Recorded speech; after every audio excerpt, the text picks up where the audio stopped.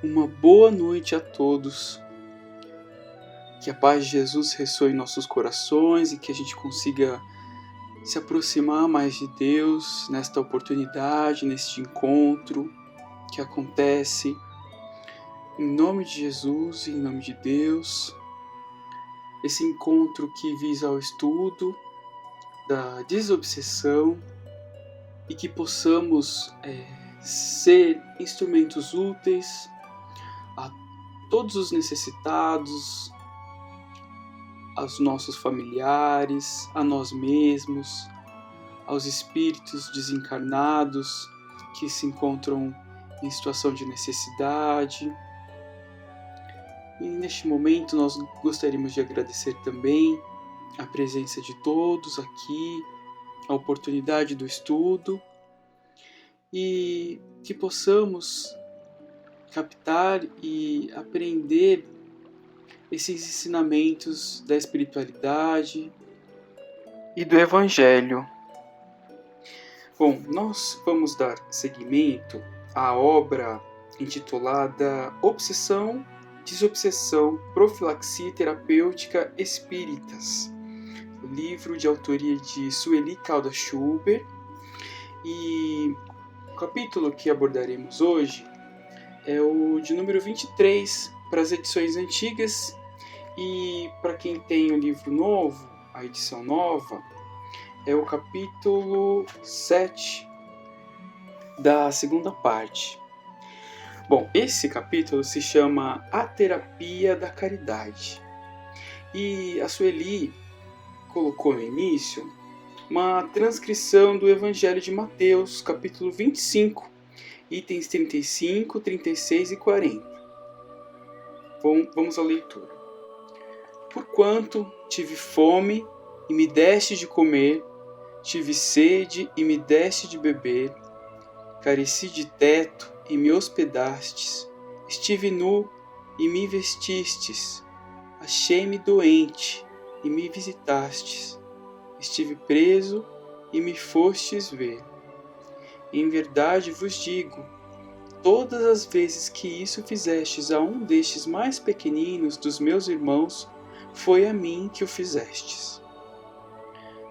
Bom, esse trecho que foi retirado do Evangelho de Mateus é muitas vezes intitulado como o último julgamento.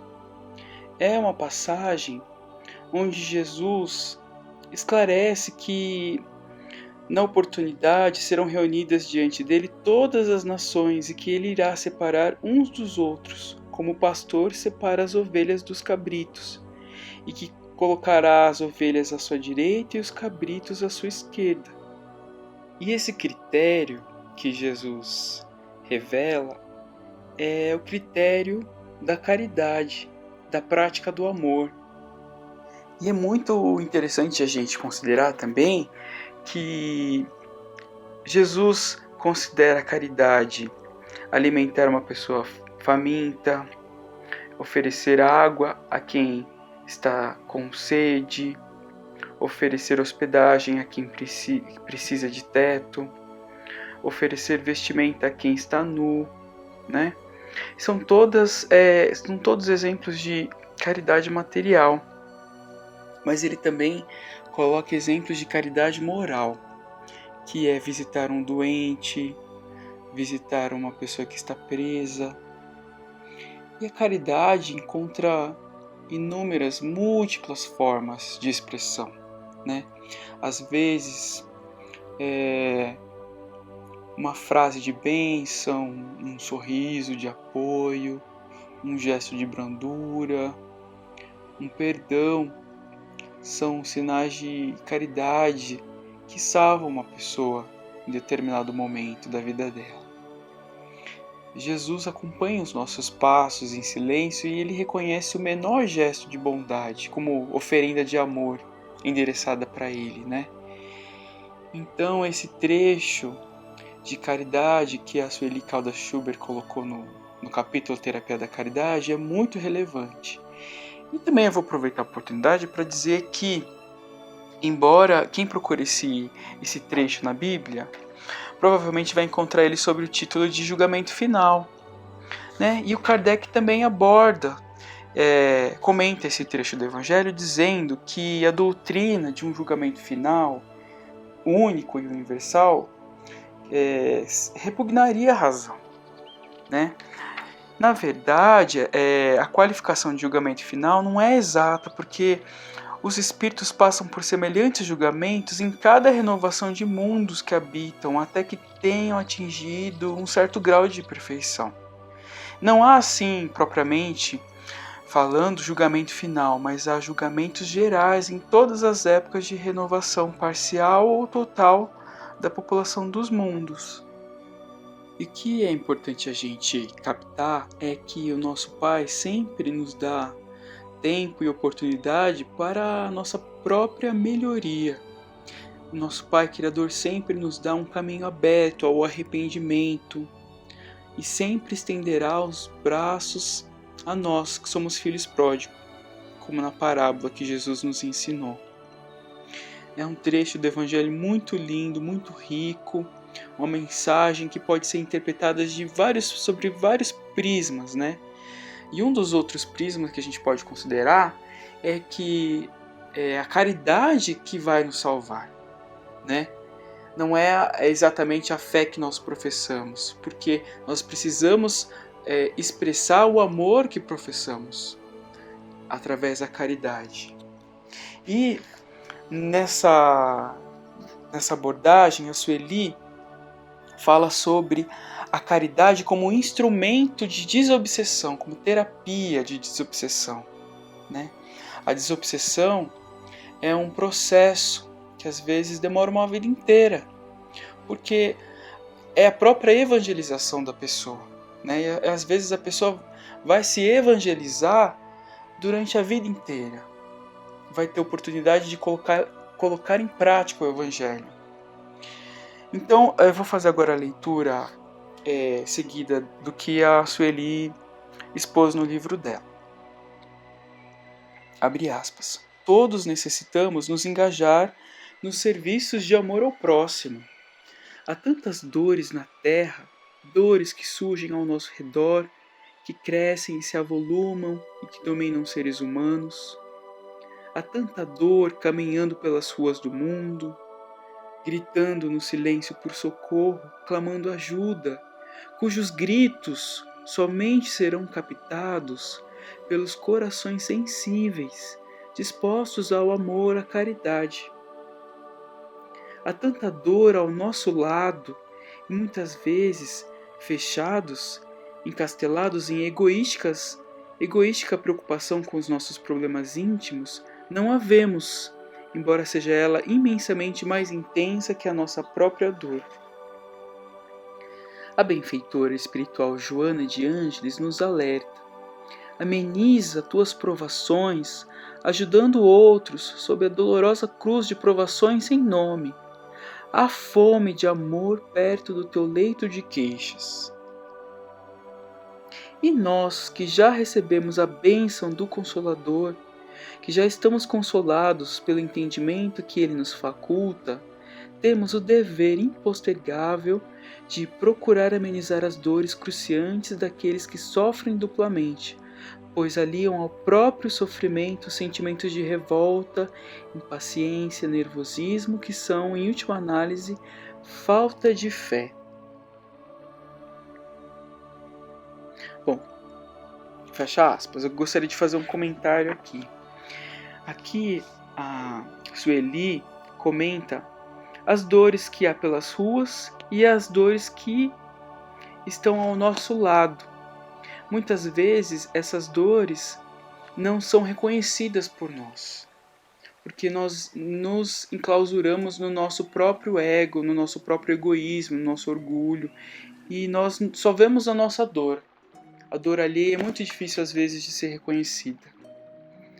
E essas dores são reconhecidas quando os nossos corações são sensíveis, que estão dispostos à caridade.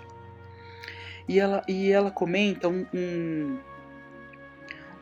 ela faz uma menção da Joana de Ângeles: ameniza tuas provações ajudando os outros. E isso todos os espíritos comentam, né? Que a prática da caridade ela ameniza as nossas provações, a nossa expiação. O próprio Espírito Emmanuel, no livro Consolador, fala que o amor, a prática do amor, a prática da caridade, suspende as expiações, as provas, porque demonstra que a pessoa amorosa, caridosa, já aprendeu, já colheu o ensinamento e está colocando em prática, né? Basta a gente lembrar que o amor cobre a nossa multidão de erros. É um assunto muito complexo, muito rico, que nos faz sempre refletir. Então vamos voltar à leitura do livro da Sueli. Obsidiado, quando do início do seu tratamento, deve ser inteirado de que o labor da caridade em nome de Jesus é fator primordial para a sua melhoria interior. Através da disposição que o paciente apresente para esse serviço, de sua perseverança e boa vontade, conseguirá ele, o obsediado, aos poucos ir convencendo o seu obsessor da sua renovação moral, o que indubitavelmente representará um fator positivo a seu favor. Quando Joana de Ângeles nos diz a fome de amor perto do teu leito de queixas, alerta-nos para que olhemos em torno de nós, porque certamente estaremos cercados de irmãos em situações mais dolorosas que, auxiliando-os, estaremos concomitantemente amenizando as nossas provações, tornando mais leve e suave o nosso fardo. Mas para isso é preciso esquecer de si mesmo, para se preocupar e ajudar aos que gemem e choram em situações mais aflitivas e que não possuem o conhecimento espírita para fortalecê-los. Temos em nossa família um caso que, embora não sendo um problema de obsessão, exemplifica bem o conselho dessa tão querida benfeitora. Um nosso parente J, aos 66 anos, sofreu no período de 1 ano 2 infartes. Sendo espírita militante, desses que trabalham no anonimato e perseveram na seara que lhe foi confiada com a maior abnegação, ao ser hospitalizado e estando no Centro de Tratamento Intensivo, CTI, tão logo teve condições de falar, procurou certificar-se quem eram seus companheiros, aqueles que estavam ao seu lado, em leitos semelhantes e em estado igualmente gravíssimo. Nas 2 vezes e durante todo o tempo que lá permaneceu, ele se dedicou a conversar, a animar e confortar os que estavam padecendo aflições, falando-lhes abertamente do Espiritismo e do conforto e esperança que ele nos dá. Nós, os de sua família, logo fomos informados desta sua atividade e das lições de otimismo e fé que ele transmitia aos demais doentes, que não cessavam de agradecer-lhe os benefícios de suas palavras, inclusive por intermédio dos parentes, que, informados de tudo, notaram quanto seus enfermos estavam mais confiantes e esperançados. Era-lhe tão intensa a vontade de reconfortar os companheiros que essa não passou despercebida dos médicos e enfermeiros de plantão, que não dispensavam também uma conversa amigável com aquele paciente, algo diferente dos demais. Tempos depois, quando do segundo infarte, este bem mais grave, J, teve que ir a São Paulo, onde foi operado pelo Dr. Zerbini, afamado cirurgião no Hospital de Beneficência Portuguesa. Durante o período pré-operatório, J dedicou-se a animar os companheiros de quarto, lendo com eles inclusive trechos do Evangelho segundo o Espiritismo, que eram atentamente ouvidos por todos como verdadeira bênção dos céus. Como a dor une as criaturas. Por momentos breves em suas trajetórias terrenas, aqueles seres se encontraram em situações quase idênticas, mas só um trazia acesa e cultivada a chama da fé. Só um possuía a coragem e a serenidade para suportar estoicamente todas as angústias e expectativa, entregando-se confiante nas mãos do Criador. Só um possuía a explicação e o entendimento racional da dor e a visão ampliada além dos limites da vida material. Este foi então a ponte que o alto utilizou para atender aqueles enfermos, que se reuniram momentaneamente não por mero acaso, mas porque necessitavam e mereciam ouvir as notícias de um mundo maior, descortinando-lhes novos horizontes. Durante os dias que antecederam a cirurgia, alguns membros da família de Jota que o acompanhavam iam ministrar-lhe passes até 2 vezes por dia. E quando do instante do primeiro passe, Jota explicou aos companheiros o que iria acontecer, pedindo-lhes licença para as preces que iam ser proferidas com a maior discrição e simplicidade, mas que ele julgava ser de seu dever informar-lhes, tanto quanto solicitar-lhes permissão, a fim de não ferir a crença de quem quer que fosse. Para surpresa geral, os 3 companheiros de imediato não só aqueceram, como também manifestaram o desejo de, se possível, receberem o mesmo benefício. E sob intensa emoção uniam-se os corações nas suaves harmonias da prece e do passe revigorante. E o que é mais surpreendente é que, mesmo havendo horário rígido para as visitas, os membros da família de Jota entravam e saíam no grande hospital na hora do passe, como se não fossem vistos por ninguém ou como se pertencessem ao ambiente do próprio hospital.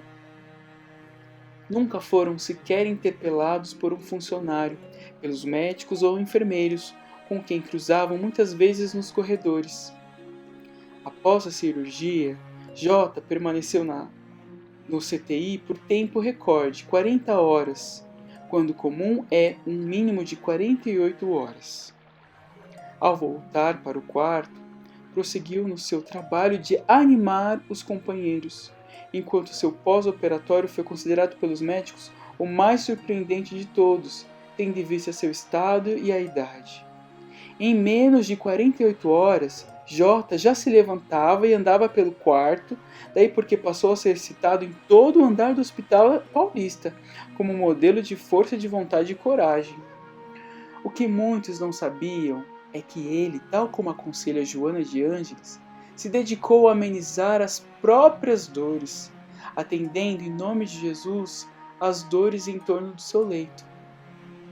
O melhor, sem sombra de dúvidas, para todos nós é sair da nossa cela pessoal e ir ao encontro dos irmãos em humanidade, lembrando que, ao atendê-los, o estamos fazendo ao próprio Cristo. Fecha aspas. Bom, e assim a Sueli termina esse capítulo da Terapia da Caridade e, apenas para não nos delongarmos, é muito interessante o que ela fala, né? É que Deus age por intermédio de nossa assistência aos nossos irmãos, né? E no momento de maior dor, aquele paciente amenizava as dores dos outros companheiros de cela ali, de hospital. E através da ajuda que ele prestava, ele se ajudava, né? Ele se curava curando outra pessoa, curando um desconhecido, saindo do círculo egoístico. E como a Sueli nos disse, estamos sendo acompanhados por uma testemunha de espíritos, né? Nós temos testemunha de nuvem de espíritos que nos observam sempre, atentamente. Então, quando praticamos a caridade, eventuais espíritos obsessores que nos acompanham, que tentam nos influenciar, acabam reconhecendo o valor do nosso ato, né? E vão se convencendo de que mudamos, de que estamos melhorando, de que estamos ajudando ao outro. E com isso eles vão desistindo do propósito maléfico de influenciação perniciosa, vão desistindo da vingança. E é uma oportunidade de fazermos o bem para nos sentirmos bem. A prática da caridade, ela já beneficia aquele que a pratica, né? Ele alimenta aquele que a pratica. Bom, e com esses ensinamentos da Sueli, nós vamos abrir aqui o Livro dos Espíritos de Kardec na questão 479. A prece é um meio eficaz para curar a obsessão? Bom, e a espiritualidade respondeu: a prece é um poderoso socorro em tudo, mas crede bem, não basta murmurar algumas palavras para obter o que se deseja. Deus assiste àqueles que agem e não àqueles que se limitam a pedir.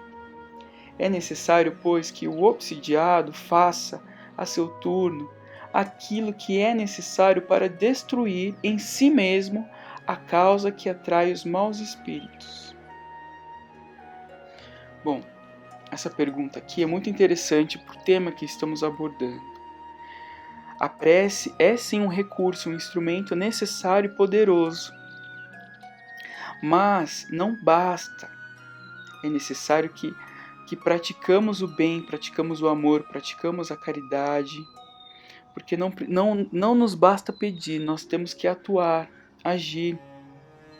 E aqui a espiritualidade confirma que para destruir a causa que nos liga aos espíritos obsessores, né, a sintonia mental, é necessário que pratiquemos a caridade, né? Porque através da caridade nós iremos nos auto-iluminar, nós iremos nos evangelizar verdadeiramente.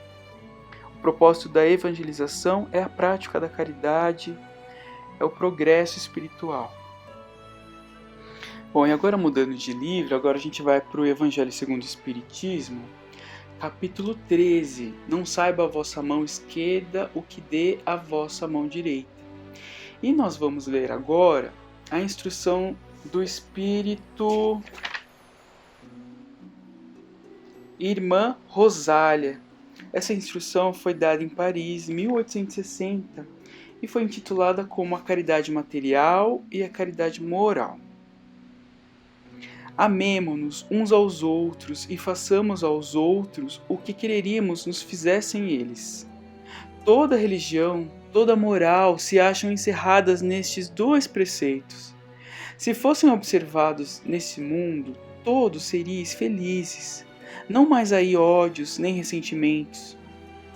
Direi ainda, não mais pobreza, porquanto do supérfluo da mesa de cada rico, muitos pobres se alimentariam e não mais veríeis nos quarteirões sombrios onde habitei, durante a minha última encarnação, pobres mulheres arrastando consigo miseráveis crianças a quem tudo faltava.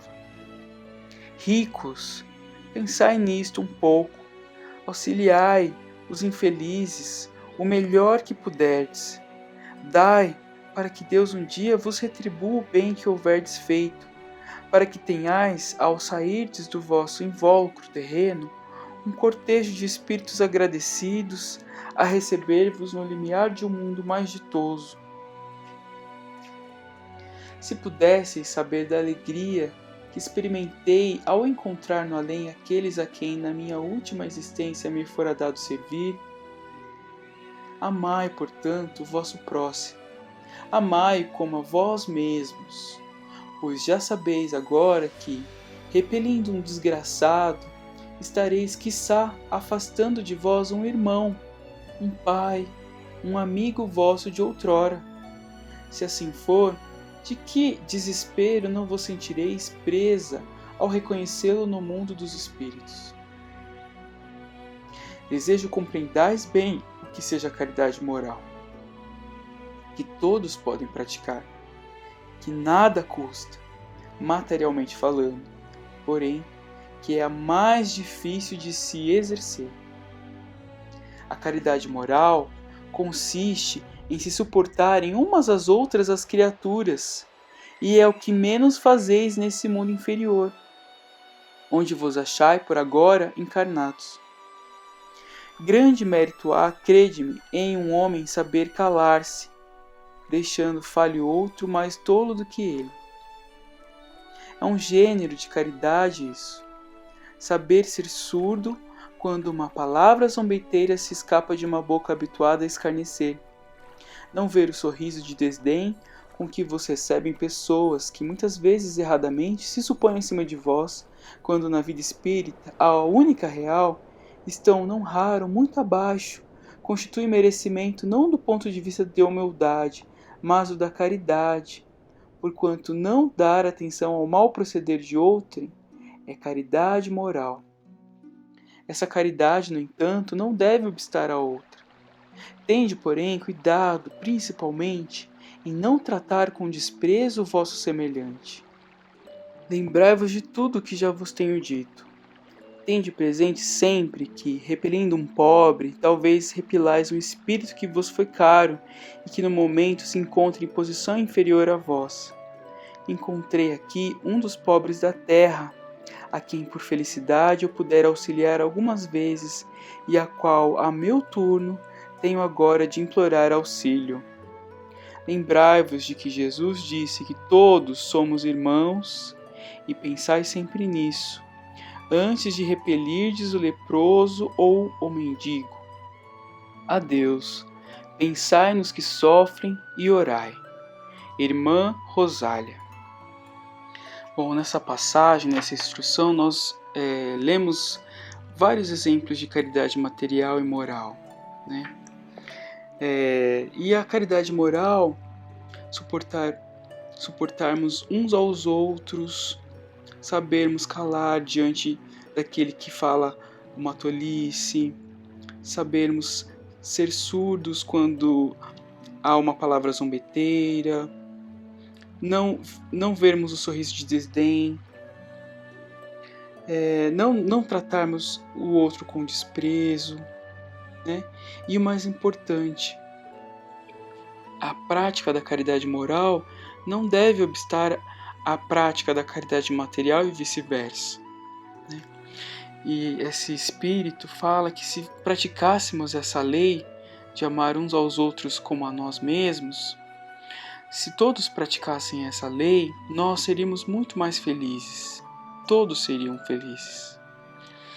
Então, são temas relacionados à desobsessão, à prática da caridade, que possamos refletir e colocar em prática no momento de necessidade, lembrar dessas instruções, desses esclarecimentos, que possamos sempre praticar a fé que professamos, né? Possamos ajudar aquele necessitado, mesmo que seja através de um sorriso, uma palavra consoladora, uma palavra de esperança, uma palavra que ilumina. E nunca nos esqueçamos de que a prática da caridade moral e material são necessárias, que Deus age por intermédio de suas criaturas e que através dessa caridade nós iremos nos libertar. E para encerrar, nós agradecemos o nosso encontro em nome de Jesus e que tenhamos uma boa noite. Fiquem todos com Deus.